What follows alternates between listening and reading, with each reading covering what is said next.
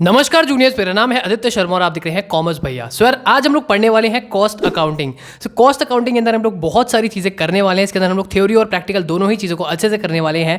And इसके अलावा इस सब्जेक्ट में आप लोगों को बहुत दिक्कत आती है, बट अब मैं आप लोगों को इस सब्जेक्ट को अच्छे से पढ़ाने वाला हूँ। तो शुरू करते हैं इस वीडियो को बिना किसी प्रॉफिट और लॉस की। जूनियर्स हम लोग स्टार्ट वैसे ही करने वाले हैं जैसे हम लोग अपनी बाकी लेक्चर सीरीज को स्टार्ट करते हैं। सबसे पहले हम लोग यूनिट 1 के कुछ टॉपिक्स के ऊपर नजर मारते हैं कि कौन कौन से टॉपिक्स आप लोगों को इस यूनिट के अंदर पढ़ने हैं। सबसे पहले यहाँ पे दे रखा आप लोगों को बेसिक कॉस्ट ऑब्जेक्टिव, फिर आप लोगों को scope of cost accounting, cost centres and cost units के बारे में हम पढ़ेंगे। फाइनेंशियल कॉस्ट और मैनेजमेंट अकाउंटिंग के हम लोग डिफरेंशिएशन देखने वाले हैं। कॉस्ट क्लासिफिकेशन के बारे में भी पढ़ेंगे। इसके अलावा एलिमेंट्स ऑफ कॉस्ट और फिर आता है आप लोगों का लास्ट टॉपिक जो कि है मटेरियल्स कंट्रोल। मटेरियल्स कंट्रोल्स खुद में ही एक बहुत बड़ा सा टॉपिक है। इसके अंदर हम लोग बहुत सारी चीजें और पढ़ने वाले हैं। तो इस पूरे ही टॉपिक को हम लोग नेक्स्ट वीडियो में कवर करेंगे। अभी हम लोग सिर्फ शुरू के जो आप लोगों के टॉपिक्स दिख रहे हैं आप लोगों को एलिमेंट ऑफ कॉस्ट तक वो कंप्लीट करेंगे। तो सबसे पहले यहाँ पे हम लोगों ने लिखी हुई है कॉस्ट अकाउंटिंग की डेफिनेशन, क्योंकि आप लोगों के पेपर में बहुत बार हो जाता है कि डिफाइन कॉस्ट अकाउंटिंग ऐसा क्वेश्चन भी आता है। तो आप लोगों को कॉस्ट अकाउंटिंग की डेफिनेशन पता होनी चाहिए। यहाँ पे डिफाइन क्या दे रखी है, अ स्पेशलाइज्ड ब्रांच ऑफ अकाउंटिंग। सबसे पहले तो एक स्पेशलाइज्ड ब्रांच ऑफ अकाउंटिंग है। अगर आप लोगों ने क्लास 11 के अंदर ब्रांचेस ऑफ अकाउंटिंग पढ़ा होगा तो उसके अंदर आप लोगों को 3 ब्रांचेस ऑफ अकाउंट्स पढ़ाया जाता है, जो कि होती है फाइनेंशियल अकाउंटिंग, कॉस्ट अकाउंटिंग और मैनेजमेंट अकाउंटिंग। क्लास 11 में आप लोगों को फाइनेंशियल अकाउंटिंग पढ़ा दी जाती है। कॉस्ट और मैनेजमेंट अकाउंटिंग आप लोगों की अलग से बीबीए बीकॉम के अंदर आती है। सो अभी हम लोग पढ़ने वाले इसकी डिफाइन देखते हैं। इसको सबसे पहली बात तो स्पेशलाइज्ड ब्रांच ऑफ अकाउंटिंग कहा जाता है। इसके अलावा which involves classification, accumulation, assignment and control of cost. इसके अंदर क्लासिफिकेशन भी आती है कॉस्ट की, इसके अंदर अक्यूमुलेशन भी आती है, इसके अंदर असाइनमेंट भी आता है, इसके अंदर कंट्रोल भी आता है कॉस्ट का। बेसिकली इसके अंदर ना हम लोग सारी चीज़ों को देखते हैं, हर एक चीज़ की आप लोग कॉस्ट देखते हैं, उस कॉस्ट को कैसे कम कर सकते हैं, कैसे उसको ठीक कर सकते हैं, कैसे उस कॉस्ट को हम लोग मैनिपुलेट कर सकते हैं। बहुत सारी डिफरेंट चीज़ें के अंदर हम लोग देखते हैं। तो कॉस्ट अकाउंटिंग एक बहुत ही वाइडर टर्म भी है आप लोगों की। इसके अंदर आप लोगों को basically classification, accumulation, assignment and control of cost mainly इसके अंदर आता है। फिर अगर हम लोग देखते हैं थोड़े से ऑब्जेक्टिव्स इसके क्या क्या होते हैं, क्योंकि पहला टॉपिक आप लोगों का कॉस्ट ऑब्जेक्टिव्स हैं, तो इसके ऑब्जेक्टिव्स देख लेते हैं क्या क्या होने चाहिए। सबसे पहले आता है आप लोगों का analyse and classify all expenses. सबसे पहले आप लोग एनालाइज करते हो और क्लासीफाई करते हो सभी एक्सपेंसेस को इसके अंदर। इसके अलावा आप लोग कॉस्ट ऑफ प्रोडक्शन निकालते हो इसके अंदर। इंडिकेट अबाउट इन एफिशिएंसीज, आप लोगों की जो भी इनएफिशिएंसीज है, जहाँ पे आप लोग की कमी हो रही है, आप वो सब चीज़ें को इंडिकेट करते हो। वो सब चीज़ें आप बड़ी इजीली इसके अंदर निकाल सकते हो कि बिजनेस के अंदर कहाँ पे इनएफिशिएंसीज हो रही है, कहाँ पे बिजनेस को ज़्यादा एफिशिएंट होने की नीड है। ये सब चीज़ें इसके अंदर आती है। फिर आता है आप लोगों का प्रोवाइड एक्चुअल कॉस्ट फिगर्स। इसके अंदर हम लोग को एक्चुअल कॉस्ट फिगर्स भी पता चल जाती है कि एक्चुअल कॉस्ट हमारी कितनी लग रही है। क्योंकि देखो, अगर आप लोग एक बिजनेस कर रहे हो तो उसके अंदर आप लोग को आपके प्रोडक्ट की या फिर आपकी सर्विस की कॉस्ट नहीं पता, तो आप लोग उसको आगे सेल कैसे करोगे, क्योंकि कॉस्ट के ऊपर ही हम लोग प्रॉफिट लगाते हैं, फिर उसको हम लोग सेलिंग प्राइस लगा के बेचते हैं। तो आप लोगों को कॉस्ट पता होनी चाहिए अपनी हर एक चीज़ की। सो कॉस्ट अकाउंटिंग के अंदर हम लोग यही सब चीज़ें करते हैं, यही इसके ऑब्जेक्टिव्स हैं। फिर आते हैं इसके स्कोप के ऊपर। स्कोप भी मैंने आप लोगों के 4 पॉइंट्स यहाँ पे लिखे हुए हैं। सबसे पहले आप लोगों का help in periods of trade depression and trade competition. जब भी ट्रेड डिप्रेशन आता है, फिर ट्रेड का कॉम्पिटिशन हो रहा होता है, दूसरी कॉम्पिटिटर्स के साथ में हम कॉम्पिटिशन कर रहे होते हैं, सो उन सब चीज़ों के अंदर ये बहुत ही ज़्यादा हेल्प करती है आप लोगों की। सेकंड चीज़, एड्स प्राइस फिक्सेशन। ये आप लोगों के प्राइस को फिक्स करने में भी बहुत ज़्यादा हेल्प करती है। अगर आपकी कॉस्ट, मान लो मेरा एक एग्जांपल के तौर पे मेरा एक प्रोडक्ट है जो कि 200 रुपये का है, सो उसको मैं कैसे 250 या फिर 300 पे बेचूंगा, इसके अंदर हम लोग मेनली वो सब चीज़ें ज़्यादा अच्छे से देखते हैं। फिर आता आप लोगों का हेल्प्स इन मेकिंग एस्टिमेट्स। इसके अंदर हम लोग एस्टिमेट्स कैसे बनाने हैं, वो सब चीज़ों के बारे में भी ये हमारी बहुत ही ज़्यादा हेल्प करती है cost accounting. And helps in channelising production on right lines. Production को राइट लाइंस मतलब प्रोडक्शन को हर सही तरीके से हम लोग कैसे कर सकते हैं, वो भी इसके अंदर ये करवा देती है। कॉस्ट अकाउंटिंग आप लोगों को बहुत स्कोप है, इसके बहुत ही इंपॉर्टेंस है, बहुत ही ज़्यादा इसके अच्छे अच्छे पॉइंट्स बन सकते हैं। ऑलमोस्ट इसके 10 से ज़्यादा पॉइंट्स स्कोप के अंदर बन सकते हैं, बट मैंने यहाँ पे आप लोगों को 4 ही लिखवाए हैं, क्योंकि अगर हम लोग इतने सारे करेंगे तो ऑब्वियस सी बात है वीडियो बहुत लंबी बनती है एंड वो बहुत ही फिर लंबा हो जाता है और बोरिंग हो जाता है। सो जस्ट मैंने जो इंपॉर्टेंट है यहाँ पे आप लोगों के लिए वो सब चीज़ें लिखी हुई हैं। फिर आते हैं हम लोग हमारे नेक्स्ट टॉपिक पे जो है कॉस्ट सेंटर। कॉस्ट सेंटर भैया क्या होता है? कॉस्ट सेंटर आप लोग की एक ऐसी लोकेशन, एक ऐसा बंदा या फिर और item of equipment for which cost may B ascertained and used for purpose of cost control. Cost control के लिए कोई एक लोकेशन हमने देख रखी है, कॉस्ट कंट्रोल के हमने कोई पर्सन देख रखा है, कॉस्ट कंट्रोल के लिए हमने कोई आइटम ऑफ इक्विपमेंट देख रखा है।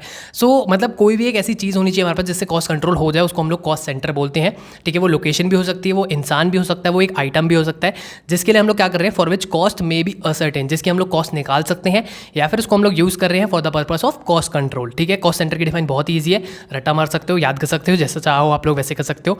फिर आता आप लोगों का कॉस्ट यूनिट। भैया ये कॉस्ट यूनिट क्या होता है? कॉस्ट यूनिट और कॉस्ट सेंटर के बीच में आप लोगों का डिफरेंशिएशन भी आ सकता है, तो उसको अच्छे से आप लोग पढ़ सकते हैं। कॉस्ट यूनिट बहुत ही ईजी टर्म है।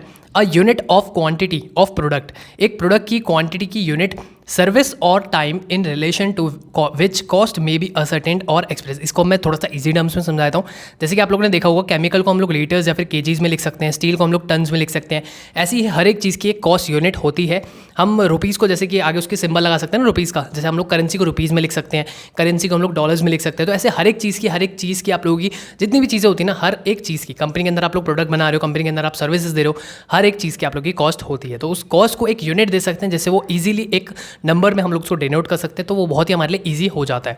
तो कॉस्ट यूनिट वहाँ पे आपका बहुत ज़्यादा काम में आता है। फिर आते हैं हम लोग हमारे नेक्स्ट टॉपिक के ऊपर, जो कि है कॉस्ट क्लासिफिकेशन। अभी हम लोग 2 मेजर टर्म्स पढ़ने वाले हैं, कॉस्ट क्लासिफिकेशन, कॉस्टिंग। इसके अलावा हम लोग एलिमेंट्स ऑफ कॉस्ट पढ़ेंगे। और आप लोग सोच रहे हो कि भैया इसके बाद तो नेक्स्ट टॉपिक आने वाला है फाइनेंशियल कॉस्ट, मैनेजमेंट अकाउंटिंग का डिफरेंशिएशन यहाँ के अकॉर्डिंग, तो वो हम लोग अभी थोड़ा सा एंड में करेंगे। सबसे पहले हम लोग कॉस्ट क्लासिफिकेशन, जो कि हमारा नेक्स्ट टॉपिक है, उसको समझते हैं। सो यहाँ पे दे रखा है बाय नेचर और एलिमेंट। आप लोग किसी भी कॉस्ट को कैसे क्लासीफाई कर सकते हैं। सो आप लोग उसके नेचर, उसके एलिमेंट से क्लासीफाई कर सकते हैं, या फिर आप लोग उसके फंक्शन से क्लासीफाई कर सकते हैं, या फिर आप लोग मैन्युफैक्चरिंग कॉस्ट से प्रोडक्शन कॉस्ट से क्लासीफाई कर सकते हैं, या फिर आप लोग बाय चेंजेस इन वॉल्यूम, उसकी वॉल्यूम जैसे जैसे चेंज हो रही है आप उससे भी क्लासीफाई कर सकते हैं, या फिर एसोसिएशन विद प्रोडक्ट, उसकी प्रोडक्ट के साथ में क्या एसोसिएशन है उस कॉस्ट की, उससे भी आप लोग कॉस्ट को क्लासीफाई कर सकते हैं, या फिर आप लोग कंट्रोलेबिलिटी को देख सकते हैं और उसके बेसिस पे आप लोग क्लासीफाई कर सकते हैं। तो ये बहुत सारे आप लोग के पॉइंट्स हैं जिसको आप लोग याद रख सकते हैं, जिनके बेसिस पे आप लोग कॉस्ट को क्लासीफाई कर सकते हैं। आई होप आप लोगों को इतना समझ में आ रहा होगा और अच्छे से समझ में आ रहा होगा। अगर समझ में नहीं आ रहा, वीडियो को थोड़ा सा पीछे कर लो और दोबारा से आप समझ सकते हैं। फिर आता है हमारे नेक्स्ट टॉपिक के ऊपर, जो कि है कॉस्टिंग। कॉस्टिंग मेजरली 2 टाइप्स की होती है। एक होती है जॉब कॉस्टिंग, ये होती है आपकी प्रोसेस कॉस्टिंग। ठीक है, तो जॉब कॉस्टिंग के अंदर हमारे कुछ टाइप्स आते हैं, contract costing, batch costing, terminal costing और ऑपरेशन कॉस्टिंग। अब भैया ये सब क्या होता है, ये सब हम लोग आगे चल के डीप में पढ़ने वाले हैं। अभी आप लोग सिर्फ नाम इनके याद रख सकते हो। जॉब कॉस्टिंग के अंदर ये 4 टाइप्स आते हैं। फिर आता है आप लोग का प्रोसेस कॉस्टिंग। प्रोसेस कॉस्टिंग भी क्या होता है, जॉब कॉस्टिंग भी क्या होता है, इनको भी आप लोगों को इन डेप्थ जानने की जरूरत नहीं है।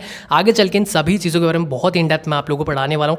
तो अभी जस्ट इनके नाम याद रख सकते हो। कॉस्टिंग 2 टाइप की होती है, जॉब कॉस्टिंग और प्रोसेस कॉस्टिंग।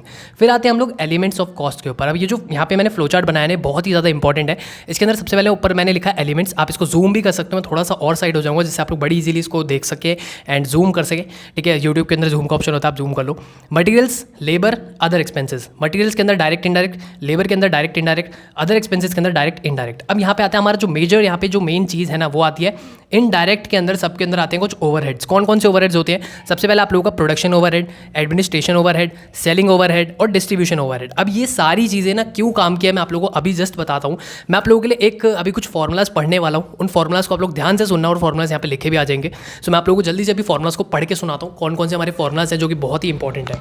तो सबसे पहला फॉर्मूला आप लोगों का प्राइम कॉस्ट का। प्राइम कॉस्ट कैसे निकलती है? Direct material plus direct labour plus direct expenses. मतलब हम लोग यहाँ पे मटेरियल, लेबर और अदर एक्सपेंसेस आप लोग ये जो तीनों दे रखे हैं ना, ये जो मेजर हेड्स हैं आप लोग के, उसके में से सिर्फ डायरेक्ट को ऐड कर देंगे, सो हम लोग की प्राइम कॉस्ट निकल जाती है। फिर आता है हम लोग का वर्क कॉस्ट या फिर फैक्ट्री कॉस्ट। अबे भैया वर्क कॉस्ट और फैक्ट्री कॉस्ट का क्या फॉर्मूला है? इसका फॉर्मूला है आप लोग का प्राइम कॉस्ट प्लस आप लोग का वर्क या फिर फैक्ट्री ओवरहेड। वर्क या फिर फैक्ट्री ओवरहेड कहाँ से मिलेगा? प्राइम कॉस्ट तो अभी मैंने निकालनी सिखाई।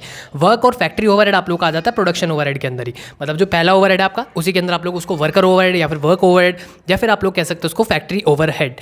फिर आता है आप लोग का cost of production. Cost of production का क्या फॉर्मूला है? कॉस्ट ऑफ प्रोडक्शन का आप लोगों का फॉर्मूला होता है वर्क कॉस्ट, जो इससे पहले जस्ट अभी मैंने आप लोगों को सेकंड फॉर्मूला बताया, उसी का फॉर्मूला आप लगाएंगे work cost plus administration overhead.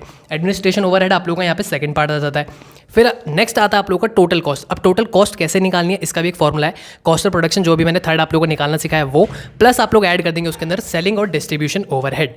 इन सब चीज़ों को ऐड करने से आप लोगों की टोटल कॉस्ट निकल जाती है। तो ये सारा का सारा आप लोगों को बहुत ही इंपॉर्टेंट है, आगे इसके हम लोग क्वेश्चन भी करेंगे, सो इन फॉर्मुलाज को अच्छे से याद रख सकते हो।